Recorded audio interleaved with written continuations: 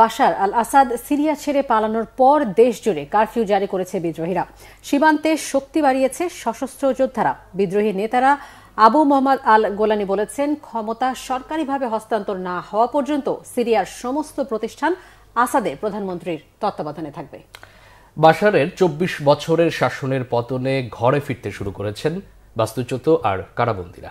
রাস্তায় নেমে আনন্দ মিছিলে সামিল হয়েছেন মুক্তিকামী নিপীড়িত জনতা। বিস্তারিত শহীদ আরাফাতের ডেস্ক রিপোর্টে।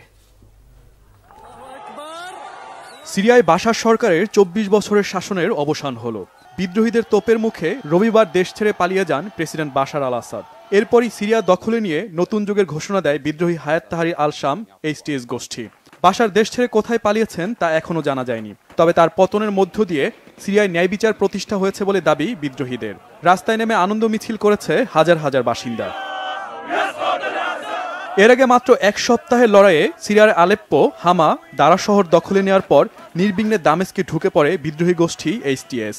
শহরটি নিয়ন্ত্রণে নেওয়ার ঘোষণা দেয় তারা। শহরটির কুখ্যাত সেদনায় কারাগারে ঢুকে গেট খুলে দেয় বিদ্রোহীরা। সেখান থেকে হাজার হাজার বন্দী মুক্তি পেয়ে নিজ বাড়িতে ফিরতে শুরু করে। এই কারাগার মানব কসাইখানা নামেও পরিচিত। এখানেই হাজার হাজার বিদ্রোহীকে অত্যাচার ও নির্যাতনের মাধ্যমে হত্যা করা হয়েছে।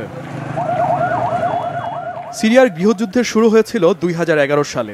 তখন বাশার আল আসাদের শাসন কাঠামোর বিরুদ্ধে বেকার তরুণরা প্রতিবাদ ও বিক্ষোভ শুরু করে। সেই বিক্ষোভে রক্ত ঝরায় বাশার।